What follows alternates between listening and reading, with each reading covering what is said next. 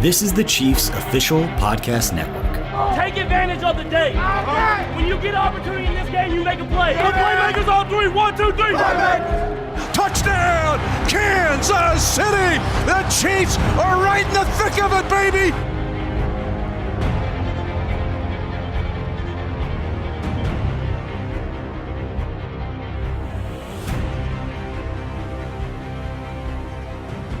If you feel the hair stiffening on the back of your neck and you feel the tingle down your spine, you know we're getting that much closer to the start of the 2019 season, and we are right here defending the kingdom. Mitch Holthus with you, along with 10-year National Football League veteran Shawn Barber. All right, it has been a credo in the National Football League for years, which is start strong, finish strong. Marty Schottenheimer, focus and finish.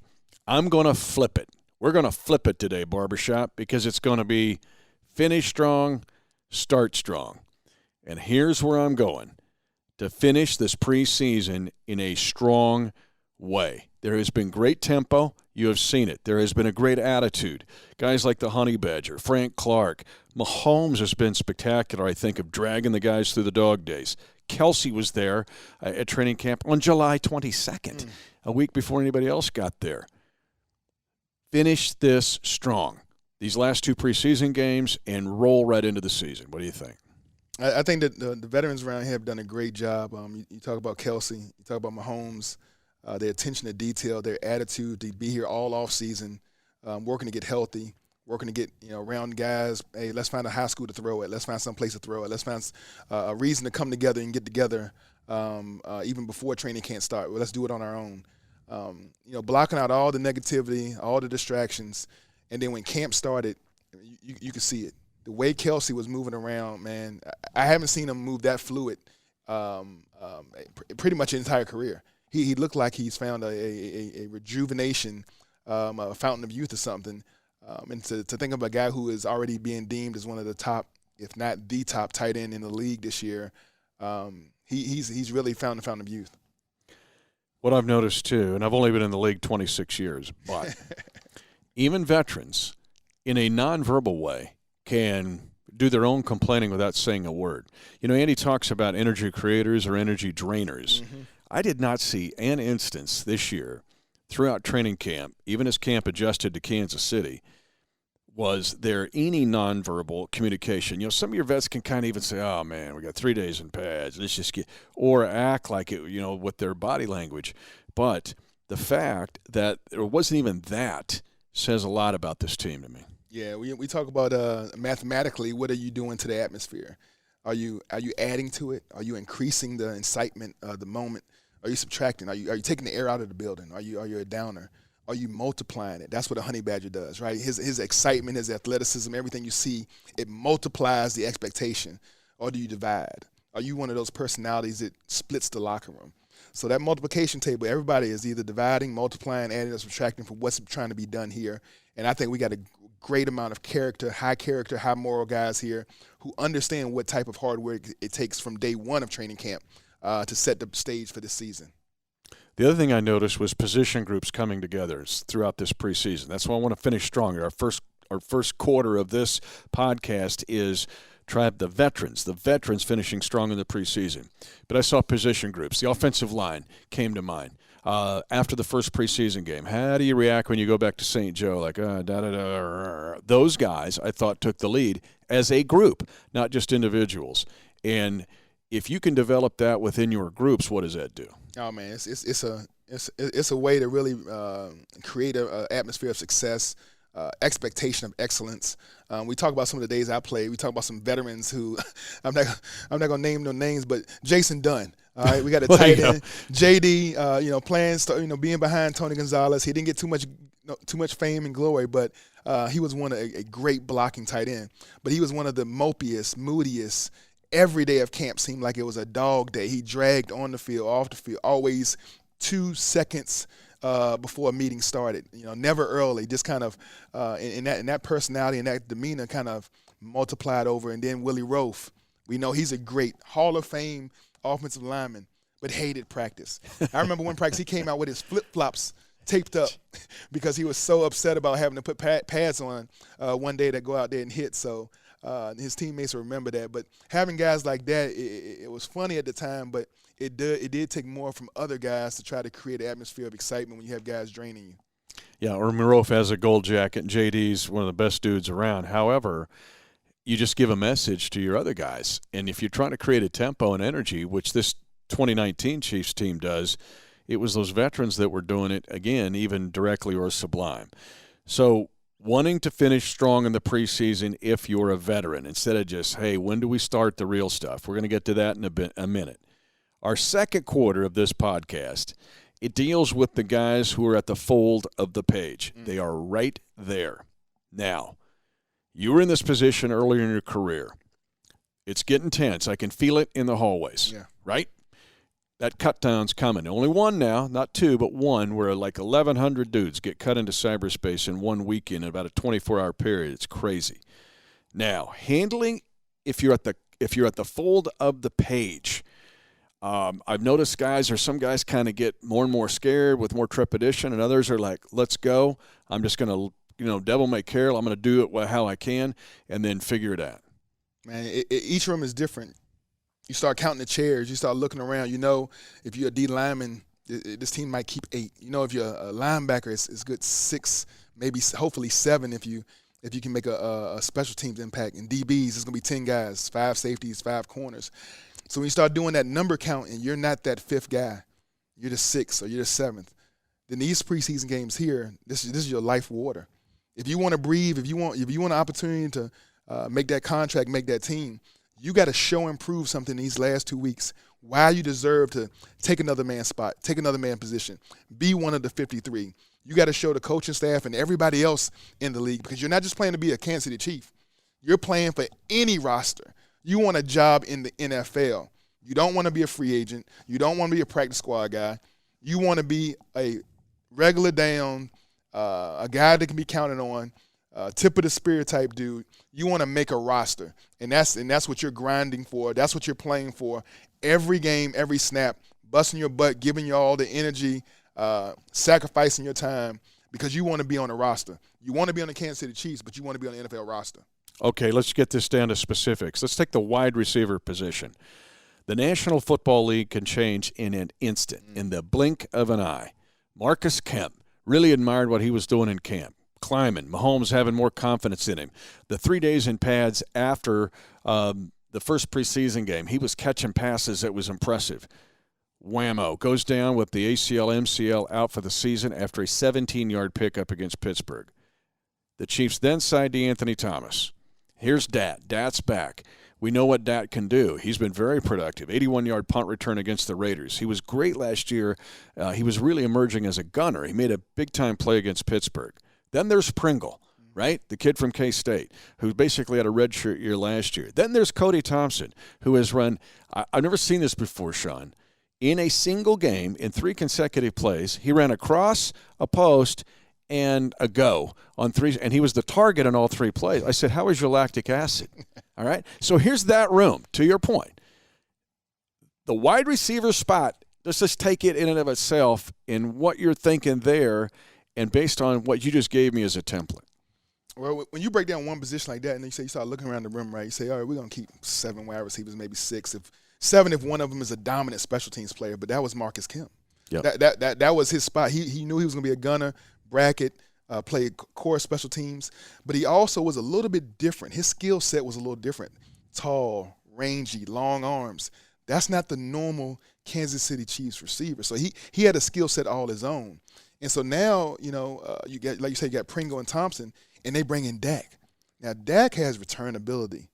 Dak has shiftiness. He's an underneath receiver, runs these, can run the shallow routes and stuff like that. So we lose a long, tall, rangy guy, and we pick up another short guy. So if you was a underneath slot receiver in the room, you might have counted it out and said, all right, I'm the second slot, I'm the third slot. But now Dak's back. Dak's back. He has history with the team. He has been on record as Coach Tobes, pound for pound, one of the best special teamers he has ever coached. And that just entered your room. So your day-to-day just got a little bit more, your butt got a little bit more tight, your attention to detail got a little bit more tight. Your opportunities on the weekend, on Saturday, probably got a little bit less because Dak's going to get some run now. You know, he's going to get a punt return, kickoff return. So if that was what you was banking on, we look at Tremont Smith now at running back position. That role of being a 6 running back, a 6 DB. Nope. His reps got a little bit different now with Dak in the rim. So every time you implement another guy with some history, with some experience in his offense, something he can hang his hat on and gives that coach a little bit more confidence, then that just makes it that much crucial for you to go out there and really show and prove why you deserve to be on this team. And you only have so many opportunities to do it. It's down to 2 weeks. So we're defending the kingdom today. Instead of start strong, finish strong, we're flip-flopping it. Finish strong, start strong. Another area would be the offensive line. Here's Jeff Allen again, third stint. All right, people forget last year in the crux of the season with the injuries, it's December. The Chiefs need to win every one of those games to get the 1 seed. Here's plug-and-play, steady Eddie Freddy, Jeff Allen. Just throw him in there, and he does a good job. Now you bring him back in here with a bunch of other offensive linemen who are fighting for backups or maybe a left guard spot, and it's that dynamic. And as a lineman, does it change or is it different? Yeah, they know that, they know what's at stake. You know that the offensive line is a comfort level of playing with having a familiarity with the guy beside you. When you make a pound call or a combo call or out call, or you want to change the protection from right to left or go from T6 to T7, you have a comfort level that the guy beside you saw the same thing you did and is going to react the same way. When the defensive line do a TE stunt or a text or exit stunt, how you pick it up, how long does he stay on it before he lets go? All of those things are so unique just to the individual person. And so now you bring somebody back into the fold who Coach Andy Heck has confidence in. One of his guys from a year ago, he can plug and play him at any time and know that he can survive. He can survive the game. Some of these young guys, you don't know if it's there. Is that trust there? Have you got enough reps? Have they seen enough from you? Have they seen enough growth from the day one you got here through the first 2 preseason games to rely and count on you as being that swing guard or that swing offensive lineman so that Andy can keep 8 or 9 offensive linemen? So that room got there's a little bit less air to share in that room. The table got a little bit tighter. It's kind of, you got to create your own elbow room and protect your plate a little bit. You don't want anybody looking in your playbook and finding out what you're doing. But that's what makes this game so exciting. Everybody's talking about the 3rd preseason game, and then you got the 4th preseason game that's not even a factor.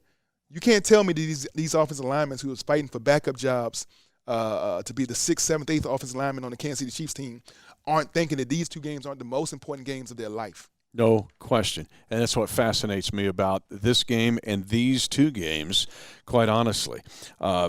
So we're at halftime of this podcast, Finish Strong, Start Strong. You know what you do at halftime. You go get an orange. You do what you need to do with your bodily fluids, right? You only got 12 minutes in an NFL halftime. We got about 2 seconds. But here's the other thing I've learned from our folks that are listening on these podcasts. You don't go in the driveway. You keep right on rolling. You just drive around the neighborhood till it's all done, because that's what people have done. They go, it's cooler, but now my neighbors think I'm crazy because I'm driving by their house by it. But we ain't pausing this. We ain't stopping. We're going right into the second half, and that's what we're going to do here in the 3rd quarter, because now we're going to start with we talked about finish strong in the preseason, now starting strong in the regular season. If you look at Andy Reid as the Chiefs head coach, generally, he has started strong. 9-0 in 2013, which was crazy after a 2-14. 0-2 in 14, but he rallied. We all know that. Same in 15, 1-5, but he rallied. 16, the greatest comeback in the history of the franchise against the Chargers. In 17, they win at New England, and nobody in the Galaxy thought they would win. 18, they have to go to the Chargers, and they beat the Chargers, and very few thought they could win that game. So now you're coming out of the preseason, and you're trying. That's what I'm saying. Get some momentum to carry into the regular season and fly into that Jacksonville game. Man, if you take Jacksonville for granted, a team that you embarrassed last year, came into Chiefs Kingdom with all the hype, one of the top-ranked defenses. You had the cornerback talking jab to Tyreek Hill, telling he's going to shut the cheetah down. He wanted to accept that responsibility of being able to follow and shadow the cheetah around. All that talking that was done before the game, and then the way the game unfolded and the Chiefs prevailed. And that was a game you can probably mark on that season. There was a downturn. The end of the Jacksonville Jaguars was when they left Chiefs Kingdom. They didn't have one loss. That was their season over, complete, done. They weren't the same after that loss, after they got embarrassed here in Kansas City. So you, the team that embarrassed them, you took it away from, you took all their hopes and dreams.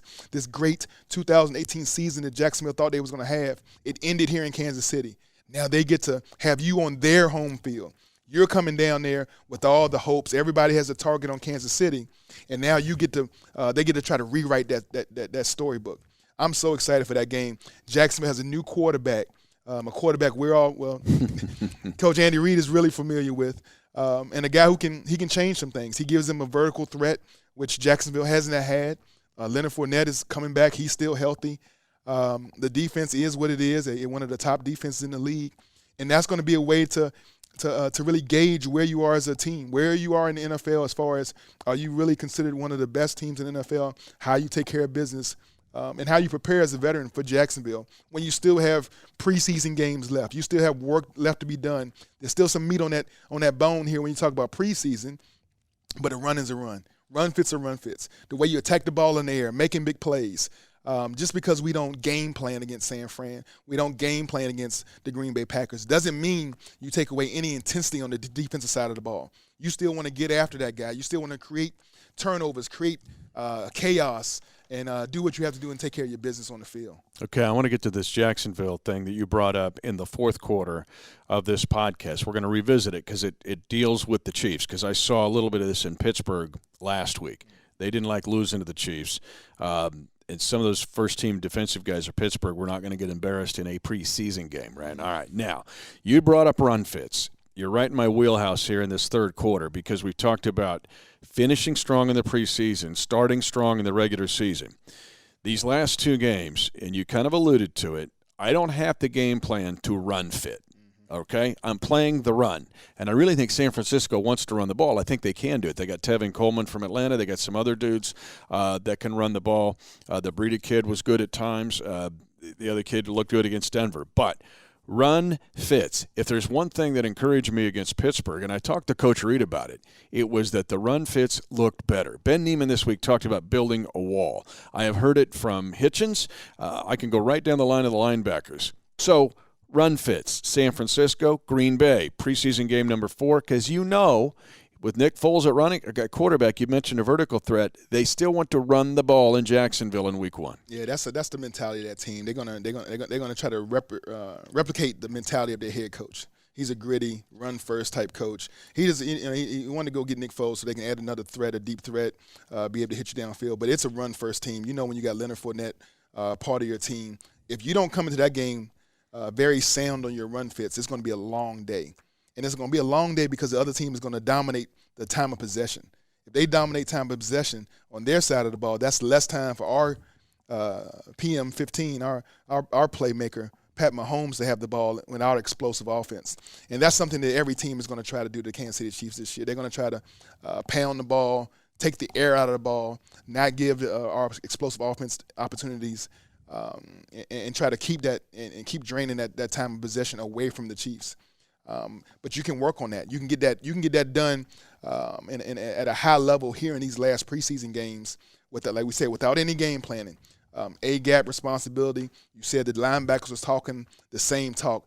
Build a wall, right? A wall that's tall, strong, sideline to sideline, not a picket fence. When you start having creases in the defensive line penetrating and being up 3 or 4 yards, and linebackers making contact 2 or 3 yards past the line of scrimmage, that creates vertical seams for running backs to exploit.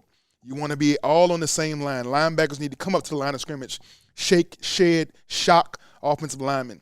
Defensive linemen need to penetrate and remain in their gaps and be able to shuffle down the line of scrimmage so that run fit becomes a true wall, a true just a wall to be defended when you talk about that line of scrimmage. And they've done it over and over again. We saw some really good things in the Pittsburgh film, but that consistency, right? When you get to do it once, twice, and then you have that one touchdown where it breaks around the left end. One guy misses an assignment, or he thinks he's supposed to be a fold player and he's really supposed to be a contained guy, and it leads to an easy touchdown. That's the consistency that you want to get corrected. But it wasn't that slow leak we saw from a year ago where it's like every run was 3 yards, every run was 4 yards. And we used to seeing that a little bit in the past. That's not the defense I saw from our Kansas City Chiefs in the first 2 preseason games. Shake, shed, and okay. Shh. All right. We talked about wide receiver in the second quarter of this podcast. I want to ask you about linebacker because Spags, in watching him, and also Matt House, here's what's interesting about wide receiver in Andy Reid's system. We like to pigeonhole guys. Well, this dude's an X, or this dude's a Z, or this guy's a slot. Not in Andy Reid's offensive system. He tells me everybody needs to know everything. Like if you're only going to do one thing, you might as well find some other place to go. Linebackers in Spags' set. So I have, I'm watching these guys, whether it's the 4-3 in the base or when they're in a sub package, nickel or dime. I'm seeing these guys move all over the place. What's required of these linebackers that they need to know, whether it's run fits or pass coverage going into Jacksonville, and how they just kind of mold and shape it to finish the preseason strong? It's very unique how you said it's kind of a mirror image of what Andy expects from the wide receivers. Everybody to know everybody's position, whether you're X, Y, or Z, whatever you are, a slot, outside guy, you need to be able to go in and run any position on any play call. The defense is similar. You don't have Sam linebacker with Sam linebacker responsibilities. You don't have a Mike and a Will with only Mike and Will linebacker responsibilities. You have core players, and these core players are just X's. And whenever your position ends up at this X, at this spot, you're required to do a certain task in the defense. And everybody has to know it, whether you're a DB, a safety coming in on nickel or dime. They flip the formation and go slot. Now you're a cornerback and you're in that position. If you're in that certain position on the defense, you need to know what to do when it's a strong right, strong left, when it's play to you, strength against you. Whatever the situation called, everybody in the room is expected to know all of those positions, especially the linebacker position, because those positions are so interchangeable that it probably makes the media mad because we start off with a starting lineup of whoever you want to in place as the Will and the Sam and the Mike, but then you see the Mike playing on the outside, or you see the Will playing on the inside on passing down. Everybody's playing other positions, so you start to think, is he playing out of position? No, it's just in the nature of the defense. Sometimes you bump over. Sometimes we call it plus and minus, depending on the offensive set. And sometimes when you plus and minus, you end up playing another man's role, and that's easier than flip-flopping guys every time the offense does shifts and motions. So the defense is very you got to know your role, but you also got to know the guys beside you and what they do. And that's one of the nuances to the defense, is everybody knowing where they belong and how and what assignment that position has to do, and everybody has to learn it and do it at a high position. Fans and media don't get ticked as much when they look at the defensive chart as they do offense, because they play fantasy football. They want to know who's the RB1 and the X and the Z. And just like in Andy's system, it's everybody does everything. They'll just pick a defense, right? We'll take the Chiefs' defense overall. So what I want to tell them is, hey, don't. But it leads to something about Brett Veach, I think, here, and Brett Veach's staff, because and Coach was talking to me too earlier about this, where if you're going to be a wide receiver, you're going to have the capacity and the physical ability to do everything. I wonder with Brett Veach, when he's looking at linebackers and he's telling his staff to examine them, go, well, this guy looks like a Mike to me, or this looks a Sam or a Will. Because Brett Veach has been around Spags his whole professional life, or close to it, that he's going, no, wait a minute. They got to do a little bit of everything. So if we're going out looking for guys, either veterans or we're going to draft a guy or take a college free agent, you got to keep in mind that he can't be pigeonholed into this is a Mike, a Sam, or a Will. Yeah, you got to believe that D. Lee and both D. Wilson, both of those linebackers were brought into this fold with an expectation of playing more than one linebacker position, being able to flow in and out of whether it was called to be a Mike, a Will, sometimes a Sam, sometimes even getting on the ball, sometimes putting your hand in the ground and rushing the edge. That kind of versatility that they possess made them highly required or interested in by our general manager. And so when you have linebackers that have that kind of skill level where they can adjust the formations, you don't always have to change your personnel based off of offensive personnel, because we got guys that can morph in and out of heavy pass down, heavy run downs to third and longs, and you can keep the same set of guys out there. That kind of consistency starts flowing, and you open up the defensive playbook. Now I can call anything in any personnel. We got big Buffalo, big nickel, all the different defensive packages, but you find these linebackers that instinctively can play any position. And I keep coming back to that Ben Neiman. this Ben Neiman guy, man, he a year ago, just my eyes lit up seeing him play because I saw him do things that aren't being coached. Yep. Instinctively, going in the right direction, reading his guards. I'm doing, running to the ball, finishing plays, always around, having a nose for the ball. And he's just continuing to progress, evolve into a guy who's to be reckoned with. And not only on special teams, but on normal downs. This guy deserves to be out there. And Barbershop, he did it again in this camp. He's done it again in this preseason. Because I was curious. He makes the team last year. He flashes like, wow, I didn't think this guy could do it. And well, can he do it again? Yes, he can. So he reminds me a little bit of you. And it's kind of, and I mean as a compliment to Ben Neiman. All right, we're going to the fourth quarter. Again, in this podcast, we're flipping it. We're talking about finishing strong before you start strong. We're finishing strong in the preseason to start strong in the regular season. And we're going to go in a whole different direction here because this is a mental, emotional frame of mind that I think Andy Reid is trying to build. But it's also the Surgeon General's warning to the entire Chiefs kingdom.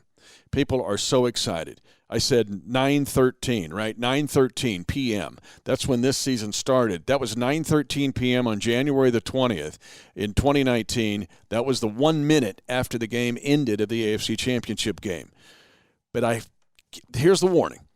It's easy to think, well, let's just get back to that point. Go to that point. No, you're getting ready to climb Kilimanjaro. All you're doing is putting your backpack together. And you can't look at the top of the mountain because the only thing you can do is get to the first step. You brought up Jacksonville several minutes ago, and last year they were thought to be a real favorite in the AFC last year. All of a sudden things started to like blink, and then boom, it unraveled on them. So for the Chiefs Kingdom, to be in the mental, emotional frame of mind of you just take the first step in climbing Kilimanjaro. Man, I think all these players, it's in the locker room, we don't ever think that way. In the locker room, everybody is thinking about goal sets. They got goals for the season. Each game, I want to, have 10 tackles as a linebacker. Each game, I want to have, 4 or 5 quarterback pressures if I'm D-line. Cornerbacks and DBs, nothing behind me, nothing over my head.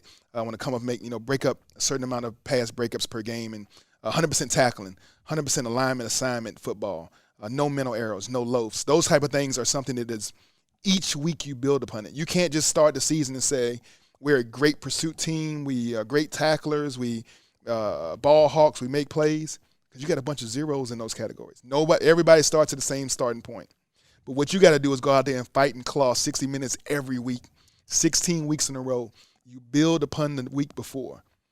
And then you have the next opportunity. The next team you play they don't care about what you did a week ago.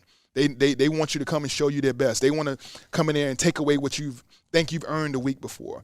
And so this defense is when a defense is going to go out there and they're going to be hungry. They're going to be so hungry to prove that this isn't last year's defense.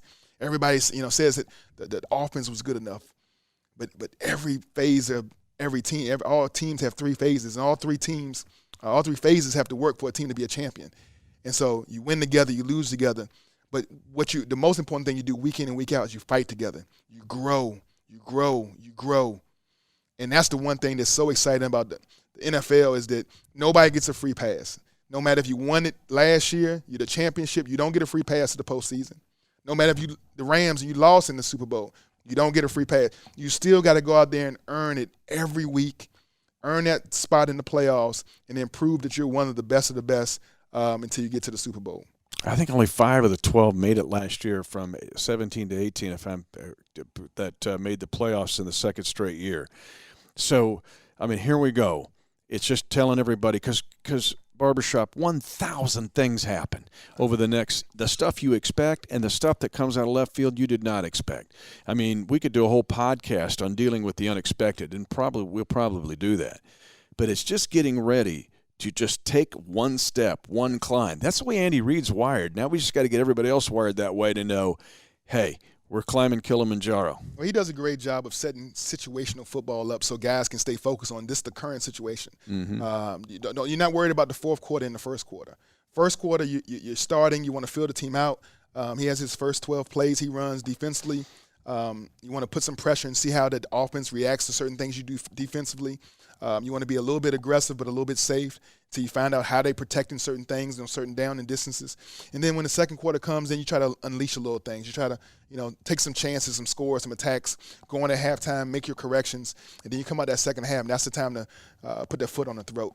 You want to choke that team out in the third quarter, and then in the fourth quarter, you want to just tear them apart.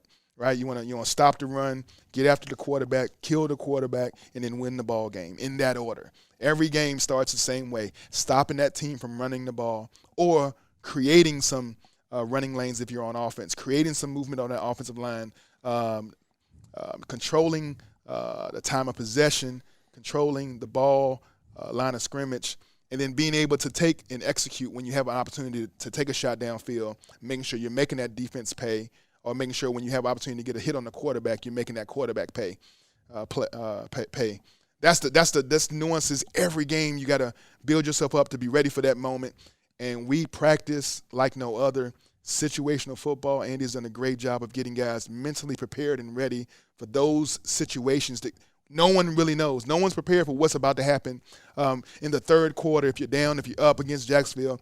But we've practiced and prepared for that Jacksonville scenarios each week, each practice, and so forth, so that whatever comes up in the game, our team will be prepared for it, to be prepared to execute and make it to the next step. He was doing it in June. He prepares for it when the guys don't even know he's preparing for it. All right. So, are you ready to finish strong, start strong? Finish strong, start strong. Sounds good. Packing your backpack for this climb up Kilimanjaro. You ready to defend the kingdom for real? I got my boots and I got my I got my Army reserves. I got my little food, my dehydrated food. I'm ready for the climb, baby. I got me a little Spam here. I'm ready to go. And, folks, it is not weird for you to drive around the block so you listen to the whole podcast in its entirety. Already, many of you have told me that. And just your neighbors know, they're going, they're just listening to the podcast. So thanks for hanging with us. He's the Barbershop. I'm the voice. And here we go. Can the Chiefs finish strong in his preseason and start strong in the 2019 regular season?